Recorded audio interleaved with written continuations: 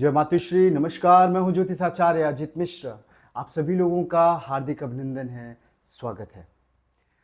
मित्रों, आप लोग कैसे हैं? आशा करता हूं आप लोग बहुत अच्छे होंगे, स्वस्थ होंगे। जैसा कि आप लोगों ने थंबनेल में देखा, मेष राशि में शनि की 7.5 का आगमन हो चुका है। आज हम एक और एपिसोड लेकर उपस्थित हुए हैं जो बहुत ही विशेष और महत्वपूर्ण है, क्योंकि हम बहुत ही डीप बात बताने जा रहे हैं। तो वीडियो को अंत तक जरूर देखिएगा, क्योंकि कुछ ऐसे टॉपिक्स पे मैं चर्चा करने जा रहा हूं जो मेष राशि के जातकों के लिए बहुत महत्वपूर्ण है। अंत में मैं कुछ अचूक उपाय बताऊंगा जो कि मेष राशि के जातकों के लिए वरदान साबित होने वाला है। मेष राशि कालपुरुष की कुंडली की पहली राशि है, पहला स्थान इसको दिया गया है और इसका स्वामी जो है वो है मंगल। अगर इसको शब्दों से समझे तो चा, ची, चू, ला, आ, ये इस नाम के जातक मेष राशि से संबंधित रखते हैं। मेष राशि का स्वामी जो है मंगल है, वो थोड़ा सा एक एग्रेशन रखता है। शनि आपके द्वादश स्थान पे विराजमान हो गया है और वहां पे वर्तमान में सूर्य भी है और बृहस्पति का एक महत्वपूर्ण परिवर्तन 2025 में होगा।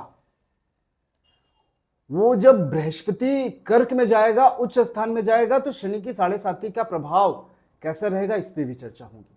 इसके लिए एक मैं विशेष वीडियो लेकर के आऊंगा, इसलिए आपसे निवेदन है कि चैनल को सब्सक्राइब कर लीजिए, क्योंकि जो बताऊंगा बिल्कुल सटीक और सत्य होने वाला है और ऐसा ही होगा।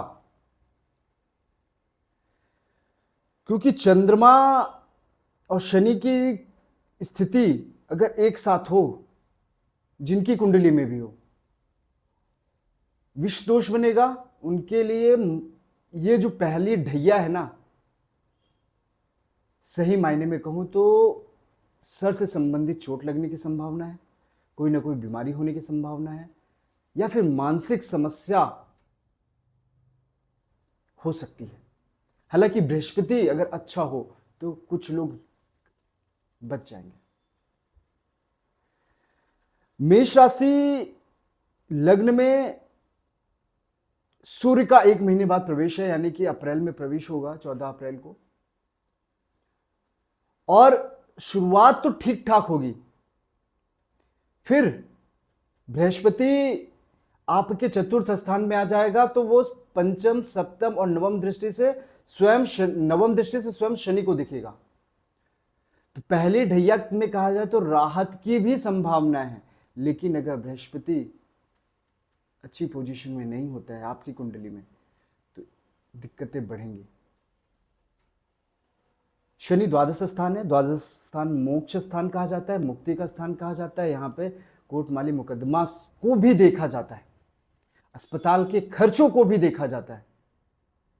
तो शनि, जो लोग काफी लंबे समय से बीमार चल रहे थे, परेशानी में थे, तो हो सकता है कि उनकी समस्या बढ़ भी सकती है और कुछ लोग इस समस्या से मुक्ति भी पा सकते हैं। शनि आपके कुटुंब भाव को भी देखिएगा, आपके धन स्थान को भी देखिएगा, और वो स्थान है शुक्र का। तो शनि और शुक्र में, क्योंकि दैत्य गुरु शुक्राचार्य हैं, तो शनि वहां पर आपके कुटुंब भाव में थोड़ी सी आपको परेशानी देने से बख्शेंगे पहले 2.5 साल में।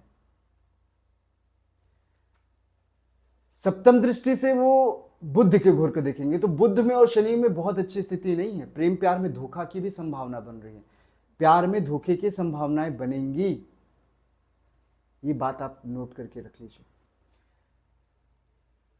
कोर्ट माली मुकदमा से बचना पड़ेगा।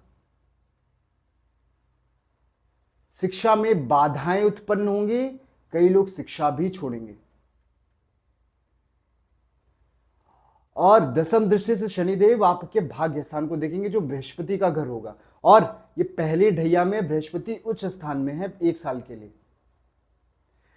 तो ये 1 साल जो है ना, 25 से 26 तक का समय थोड़ा सा अच्छा रहेगा। बहुत निगेटिव मैं नहीं कहूंगा, लेकिन सावधानी बरतने की जरूरत है। अगर जिनकी कुंडली में शनि, राहु, केतु निगेटिव बैठे हुए हैं ना, पाप स्थान में बैठे हुए हैं, कहा जाए नकारात्मक होकर के बैठे हुए तो उनके लिए थोड़ा सा कष्टकारक भी बनेगा। सर से संबंधित समस्याएं हो सकती हैं, प्रेम विवाह में दिक्कतें हो सकती हैं, प्रेम में धोखे मिल सकते हैं, एक्स्ट्रा मैरिटल अफेयर्स बन सकते हैं, बनेंगे। कुछ लोग बोलेंगे कि हाँ बिल्कुल बनेंगे, धोखे बनेंगे, इलीगल रिलेशंस बनेंगे, ये संभावनाएं बन रही हैं। हालांकि पहला साल 2025 से लेकर 2025-26 अप्रैल तक का समय मैं कहूँगा कि ठीक ठाक रहेगा, लेकिन असली कष्ट कारक जो शनि की पहली ढैया में 2025 अप्रैल से होगी।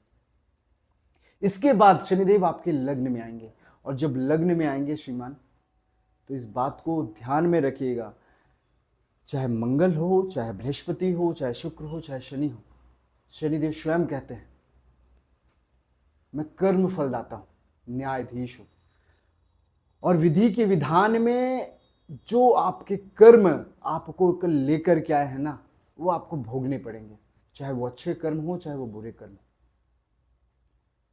और विधि के विधान को टाला नहीं जा सकता। शनिदेव जब लग्न में होंगे तो आपको बहुत सतर्कता के साथ कार्य को करना होगा। मैं डरा नहीं रहा हूं, शनि के नाम पे कुछ कहना नहीं चाहूंगा, बस यही कहूंगा कि कर्म से आगे बढ़ो। जब शनिदेव आपके लग्न में होंगे तो तीसरी दृष्टि से आपके पराक्रम भाव को देखेंगे, तो जो लोग कर्म करेंगे उनको पराक्रम में सफलता मिलेगी, उसके दाम्पत्य जीवन में कुछ व्यवधान होगा, क्योंकि सीधी दृष्टि होती है ना, वो थोड़ी सी कष्टकारक होती है। तिरछी दृष्टियों से हो सकता है कि कुछ आपको बख्श दें, लेकिन सीधी दृष्टि हमेशा कष्टकारक होती है। जैसे अभी द्वादश स्थान में सीधी दृष्टि से वो आपके छठे भाव को देखेंगे, रोग रिपु ऋण की संभावनाएं बढ़ जाएंगी, ऋण लेने की संभावनाएं बन जाएंगी। इसी तरह जब वो आपके लगन भाव में आएंगे तो वो आपके सप्तम स्थान को देखेंगे, जहां पार्टनर का होता है। तो हो सकता है आप लोग मैत्री करके कोई ना कोई व्यापार कर सकते हो, और व्यापार में आपको नुकसान का संभावना बन सकता है। ये धनु राशि के जातकों के साथ देखा गया, मकर राशि के जातकों के साथ देखा गया, कुंभ राशि के जातकों के साथ देखा जा रहा है, और मीन राशि के जातक इसको भोग रहे हैं। इसलिए कह रहा हूं, अगर आप मेष राशि के जातक हैं, अगर आपके कोई घर वाले हैं, तो ये वीडियो उन तक पहुंचा दीजिए। और दसम दृष्टि से वो सीधे सीधे आपके कर्म स्थान पर नियंत्रण करने का कार्य करेंगे, और आपको हो सकता है नौकरी की संभावनाएं बन सकती हैं कि आपको नौकरी छूट जाए। तो मेष राशि के जातक आपको ये ध्यान रखना है कि आपको तब तक नौकरी नहीं छोड़नी जब तक आपको दूसरी नौकरी मिलना चाहे। इस बात की आपको सावधानी बरतनी होगी, क्योंकि शनि सबसे पहले अगर कष्ट देता है ना, तो सबसे पहले आपके जेब पे मार करेगा, और जेब पे मार करेगा तभी तो आपको कष्ट देगा, तभी तो आपको मानसिक समस्या देगा।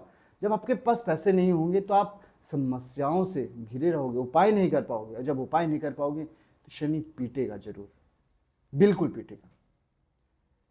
कुछ लोग बोलेंगे कि मैं डराने का कार्य कर रहा हूं, नहीं, डराने का कार्य नहीं कर रहा हूं, मैं समझाने का कार्य कर रहा हूं कि थोड़ा सा भक्ति भाव में आ जाइए।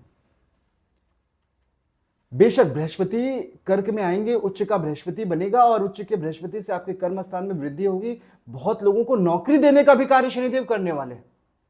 तो पहली ढैया में हो सकता है लोगों की तरक्की भी हो, कुछ लोगों का जो कर्म अच्छे करके पहुंचे हैं पूर्व जन्म के कर्म से भी कुछ लोगों का उत्थान होने की संभावनाएं बन रही।